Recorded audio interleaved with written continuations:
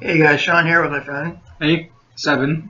and we're here doing another video like we did last week I think? Yep. I think they cranked out like 4 last week. Yeah, the Mad Max and the Keep. And next we're now reviewing the entire RoboCop series, the original trilogy and the remake. Yeah, RoboCop! Apparently he's a bigger RoboCop fan than I am. Yeah. Yeah, this is another series I grew up with. Why am I not surprised? Because I grew up watching just about every single 1980s and early 90s science fiction, fantasy, adventure series. Makes about sense. Like I said last week, I watched a lot He's a of nerd. He's more of a nerd than I am, put it that way. Yeah. So we're going to start with the one that pretty much started it all, RoboCop. Yep.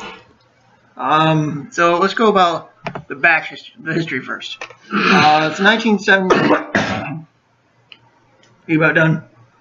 Yes, my allergies. Shut up. 1987 American cyberpunk action film directed by Paul Verhoeven, who would later go on to do Total Recall. I think that movie's so-so. Pretty good. Yeah. Not as good as the series, but I liked it. Never seen it. And written by Edward Nemure, I think, and Michael Milner. Kind of looks like Numier, maybe French in background. Wouldn't surprise me. Yeah. The film stars Peter Weller, Nancy Allen. Nancy Allen was hot in this. To you. Dan O'Hurley, Kurt Whitmith, who you guys would probably recognize as Red Foreman from that 70s show. Yeah, he kind of actually acts like him in this movie, except a lot more psychotic. Except he doesn't say, stick my foot up your ass, dumbass. Stick my foot up your ass, dumbass. But no, he did. But he did say that. Something kind of similar, because there was that scene when he was talking to those cocaine dealers and they were trying to bullshit with him, and he was like, "When I'm done with you, I'm gonna stick this factory so far up your frickin' ass you'll be shitting snow for years to come." Yeah, that's something Red Foreman would say. And also Miguel Ferrer, maybe. That one. And Ronnie Cox would also want to do RoboCop or Total Recall. Yeah, the villain there kind of acts like the same guy too. I would not be surprised. Set in a crime-ridden Detroit, Michigan, which we live in Michigan.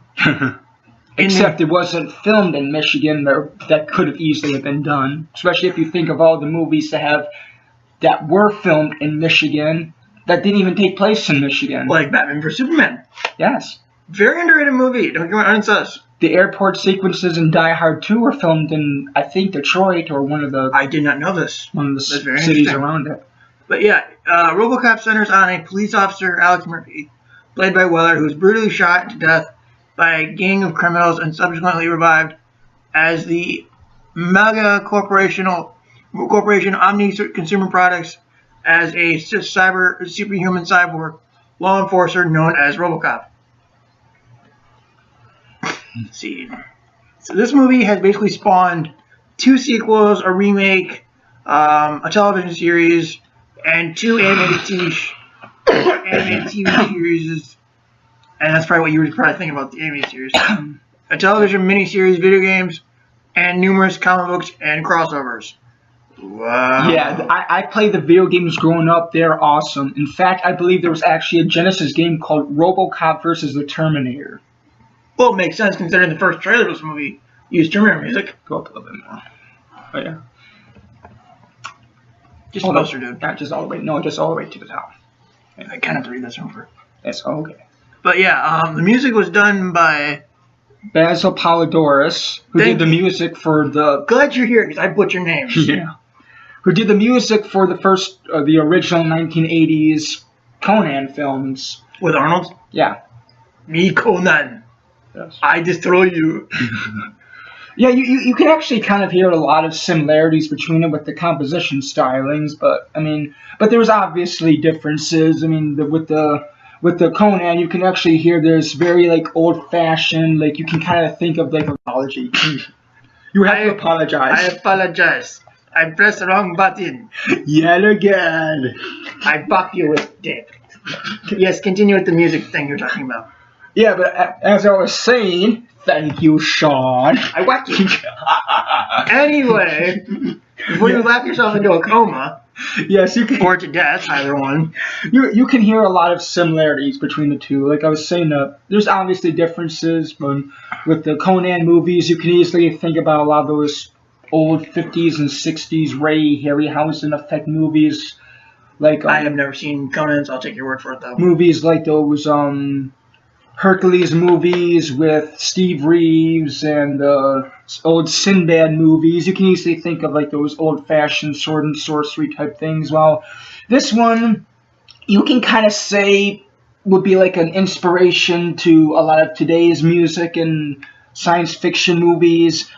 I mean, I liked how it kept mostly orchestral, yet here and there added some like light keyboard riffs, kind of like what Junkie XL would later do on for the Mad Max Fury Road, except Deadpool. Except that when the keyboard use is blown totally to a bigger proportion. Yeah, as far as runtime, music really good. Yeah, as far as runtime, this movie's like an hour and 41 minutes, give or take. Rated R. So, and it deserves that R rating. Although I have heard, and my television just automatically turned itself off. The other TV automatically did. But anyway. The movie, we believe, was originally an NC-17 rated. Yeah, it was originally NC-17, but they had to cut stuff out because they were like, okay, there's no way anyone's going to go see this with a rating like this. So you guys got to trim it somehow and get it down to R rating. It's not something that's used often. NC-17? Yeah. Well, according to my sister, Deadpool was actually supposed to be that rating until they chopped some stuff out. But yeah, yeah, it deserves its R rating. It's dark. Especially when they show how Murphy gets killed. Oh, I mean, they blow his hand completely off. You can see the blood squirting out of the wound and part of the bone showing. Like, I didn't notice bone, but I'll take your word for it. But yeah, they basically, for lack of a better phrase, they chop him to bits. And they spared no expense in killing him. Oh, and the guy who turns into a mutant at the end, pretty much. That was just... Oh my god, that was creepy. That was creepy as shit. Okay, what would you think of the performances, my good friend? Great acting in this. Yeah. Heck, I'd probably say the acting in this is better than in Mad Max first one. Yeah, I agree with that. And I think this one has a bit of a better pace than Mad Max. Yeah, much better, much better. Because, well, for one, you're not waiting about an hour and a half to get to the real story. Yeah. I mean, I like Mad Max, but they took so long to the part of what the movie was supposed to be about. Well, to be in all fairness, it took long to get to the point where he heard about. Hey, you advertise death of family and get revenge. You give me death of family and reach revenge. At least the revenge in this started earlier. And was advertised this way. Yes. I'm just saying, you advertise death of family and gets revenge. You fucking give me death of family and get revenge. Not hour and a half of stuff not advertised.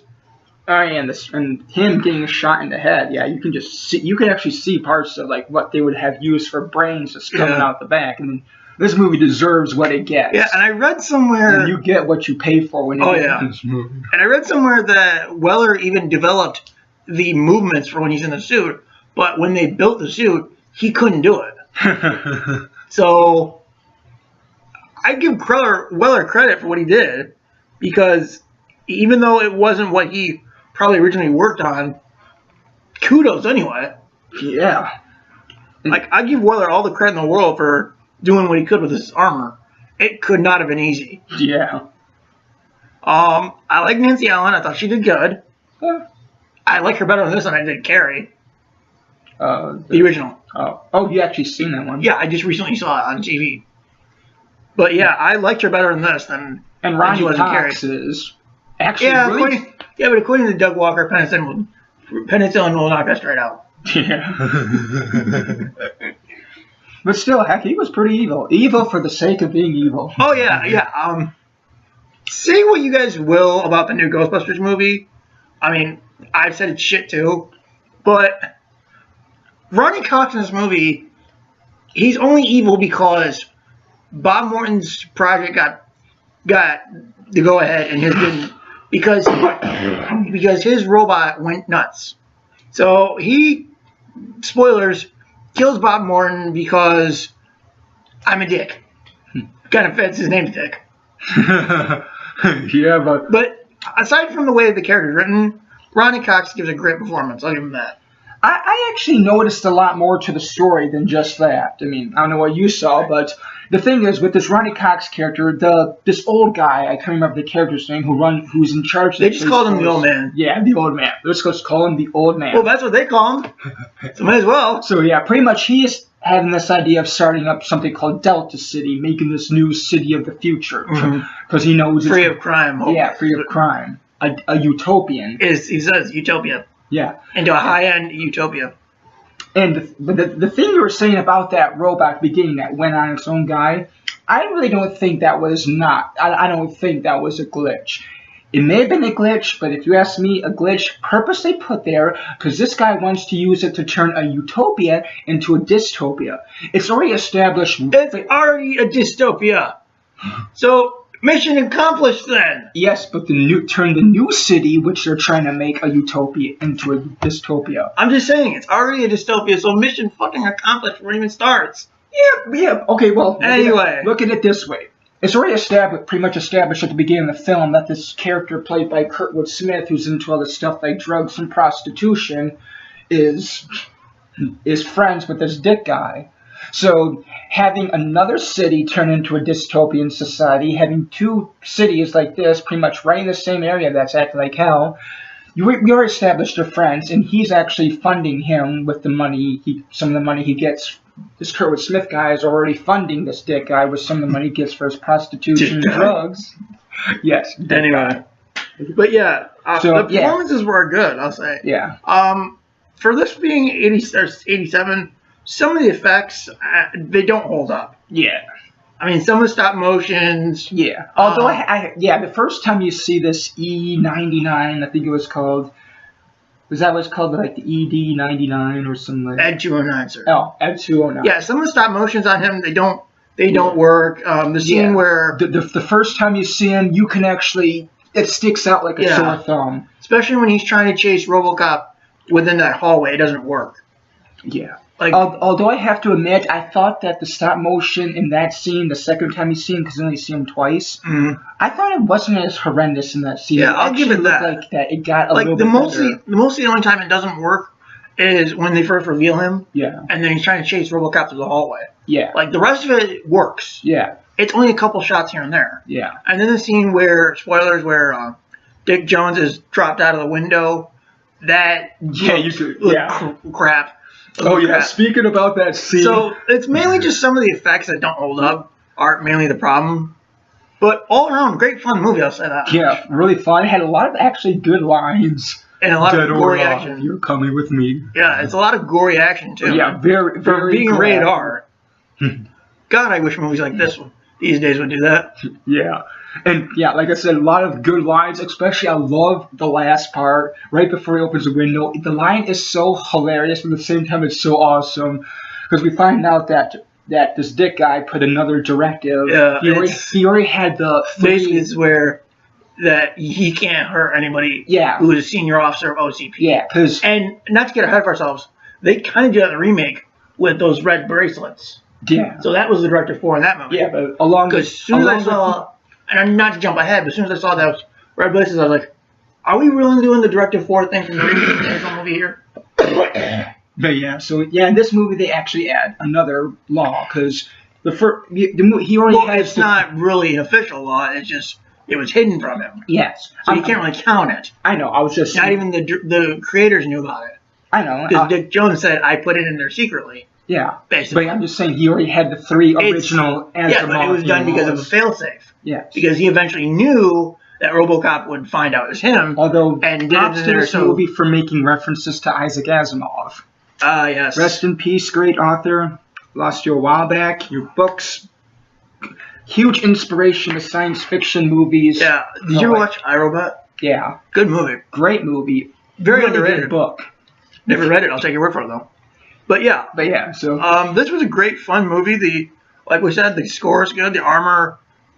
God bless Peter Weller. Yeah, because he can move that thing somehow. Yeah, I mean, I prefer the costuming in this one. Did you think it looked uncomfortable for him? Yeah. Or did he seem to be well with it?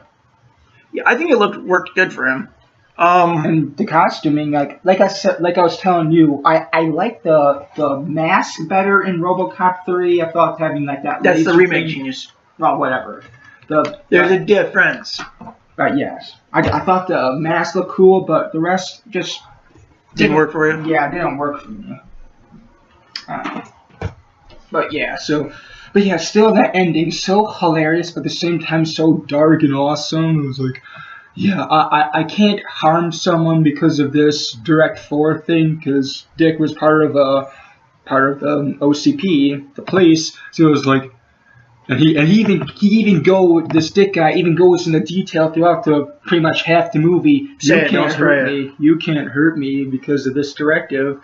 So when the old man finds out, he's all like, well, Dick, you're fired. The only reason why he finds out is because RoboCop, he's got this Go-Go Gadget drive. Yeah, Go-Go Gadget a flash drive and plugged it into the TV. He's like, I killed Bob Morton because he made a mistake, and now his mistake dies.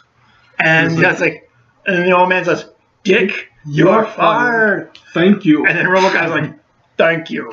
And then blows him away out the window, and that's the shot we mentioned earlier about not looking right. Yeah, but still. I mean, on the Blu-ray it probably does, but this is a VHS, so. Yeah. But still, you have to make a great ending. Oh yeah, very good ending. And just like so many great lines. It's just some parts were so funny. You might not think I'm a very nice man. Cops tend to not like me, so I don't like cops. Or shoots his arm off. Yeah. There was this one segment where did I say it was Curtis Smith's character? But there was this one segment where one of the villains. I was kind of getting this Green Goblin vibe for him for a moment. Was it the guy who basically decomposed? No, it was Dick Smith, because it was the Dick Jones, because it was when he was the RoboCop is in the room. He was pretty much saying stuff like, "I was gonna offer you friendship. I offered all this friendship to you. I offered you the world, and this is how you repay me." I think it was a scene between Jones and Boddicker, I think. Yeah, that one. Mm-hmm. Yeah. But yeah, anything else you want to say about this movie? Pretty much. I was just gonna say one more thing. Go ahead. But yeah, this movie, yeah, it deserves everything it gets, and you get exactly what you pay for. And this is actually my second time seeing this movie. Like second or third time, I think. I don't remember. But I know it's not been a lot of time, not that much. But I still found it ironic. This and in Total Recall, both Paul Verhoeven films, and both star Ronnie Cox as the villain, pretty much. As the villain. The only difference is Arnold Schwarzenegger's in this. Yeah. Although I could totally see Arnold Schwarzenegger playing in that movie as well. But still, I think I could see him doing it, but I still think what's his name? Peter Weller. Peter Weller would have still done a better job. Yeah. And speaking of Weller, I actually liked Weller as Batman for Dark Knight Returns. Oh, yeah. You need to watch that one if you haven't. Yeah. I've seen it. The animated movie? Oh, no, not the animated one. I've just seen Batman Returns with, That's Keaton, ding dong. Yeah. Oh, yeah, by the way, Keaton's playing, Vulture. In Spider-Man Homecoming. Ironic. Batman's evil.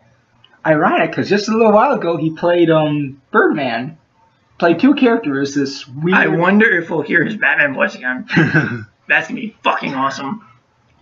But yeah, great movie, a lot of fun, good action, fucking awesome action, actually. Yeah, fucking awesome. Put it this way, this was Deadpool before Deadpool. Yeah. Have you seen Deadpool? Yeah. Good boy. But yeah, the amount of violence in this movie is Deadpool before even Deadpool came out. Yeah, I mean, some parts were so gloriously violent. I was actually sitting right here going, "Wow!" Yeah. So, my dear friend, is there anything else? No, I don't think so. I was probably would say it's still cool with all the after release publicity it got with the video games. It was like, I don't think they made a video game based on all three movies, but there was two, and then there was the RoboCop versus the Terminator, which was like, I think, on like 3 different platforms back in the day: Genesis, Super Nintendo, and I know there was something else.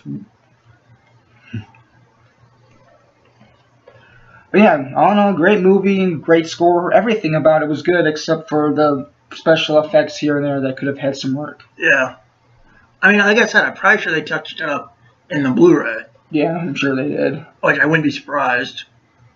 So yeah, that's. Although another thing I would say, I was actually surprised with how well some of the stuff was presented in this movie. I mean, this movie does not shit around when it came to the themes, especially themes set in reality. Like, so themes that make up the basis of RoboCop include media RoboCop. It's cop, dude. Don't even. Wise guy. Certainly. Include media influence, gentrification. I have no idea what that means. I actually don't. Let's find out. I actually never heard that word before. Anyway. Corruption, greed, privatization, capitalism, identity, dystopia, and human nature. Yeah, I agree with all that, especially the greed. I'm not sure what gentrification is, though. Authoritarianism. I think I know what that means, but... If you don't, I don't either. But yeah, this movie does not shit around when it comes to themes, and it's obvious. Even if you don't know what these themes are, it's still obvious when it comes to the themes. Heck, even if you don't know what themes are, you still enjoy a fun movie. Yeah. Heck, this movie is better at incorporating themes into this movie than Pixar is. Not to offend people who are crazy about Disney and Pixar, but this movie does it in a way that's not subtle at all. Like, you're saying, I don't care if you get offended from you showing these themes. You start dissing on Toy Story, I'll hurt you. I'm not dissing on Toy Story. That was still made a while back. But I'm just saying a lot of the newer ones. Like this, I was watching some YouTube video and this guy was talking about themes and The Good Dinosaur, death and loneliness. And I was like, oh, come on. The death part is so adolescent-ated. It's not even powerful. I mean, this, you're seeing a guy get his hand blown off, shot in the head, his body, like, millions of bullet holes, while his partner is right there watching everything and can't even do anything about it unless she's going to die herself. True. And then if she would have died herself, she's actually the person who helps this guy along adapting to what he has to go through. So if she died, there was no way he could have actually survived in this society. And speaking of, I think it's kind of weird. There's this scene where she first walks up to RoboCop and asks, "Do you have a name?" And it's like, if you already know who the fucker is, why must you ask if he has a name? I was explaining to him, she already knows it's Weller. She already knows it's she Murphy. can tell by the gun thing. Yeah. But yet she still has to walk up to him and say, "You got a name?" It's like, you just found out it was Murphy from the gun thing, and you still have to ask. I was explaining to him during the movie that the reason why she did that was as a test, because she believed he still had part of his memory and part of his soul in him. It just seemed odd is all. I don't know. I thought it was a good scene. I'm not saying it wasn't a good scene. I'm just saying it was odd. She was testing him to see how much of his humanity was still left. I got that. I'm just saying it was odd. Okay? I'm sure there's stuff in life you find odd. So, and yeah, like he said, huge legacy with this movie. Merchandise, 2 sequels, television series, remake, 2 animated TV series, a television miniseries. That actually might be what I was talking about. Video games and a number of comic book crossovers. Film was produced for a relatively modest $13 million. Still, even just that much, that's still not. So we're talking about 30 years almost, and this is a huge franchise. Yeah. Wow. Honors for the film include 5 Saturn Awards, 2 BAFTA Award nominations, and the Academy Award for Best Sound Editing. Yeah, did have some really good sound effects, along with nominations for Best Film Editing, and with that ending, no. And Best Sound Mixing. Yeah, sound-wise, this movie was great. So, anything else? No, I don't think so. We can always check the box office. Box office. Box office made $53.4 million. I guess a $13 million budget. Yeah. So it made probably about twice its budget plus some. Yeah. And I think that's more than one of those Mad Max movies we saw. They would have say only $30 million. I think. I don't know. But yeah, all in all, great movie. It still holds up to today. For the most part. For the most part. I mean, I could definitely say it holds up compared to some of those other 80s franchises. Like what? Well, not to go against everything we say, but personally, I think this holds up better than RoboCop. Better than Mad Max. This is RoboCop, you weirdo. Brain fart. Excuse me. I think it holds up better than Mad Max. True. Yeah. Not saying anything about the movies. I mean, we already went into detail last week how much we liked them. Badly marketed. Yeah. Or falsely marketed, I should say, whichever. But yeah, great fun movie, great action, great cast, lots of violence, good music, some dodgy effects here and there. The art styling is really good. But here's the thing that's funny. Star Wars, like Empire Strikes Back and Return of the Jedi, are pretty much the same amount of time as this, really. Mm-hmm. Well, sort of, kind of, but within the same area. And yet, those effects hold up better. Yeah. That's just weird, man. Yeah, but they probably had a bigger budget, too. True. I'll give you that. Probably a bigger budget, yeah. I mean, for one thing, we also have no idea how many films this Paul Verhoeven guy did before this one as well. True. We don't know. But yeah, fun movie.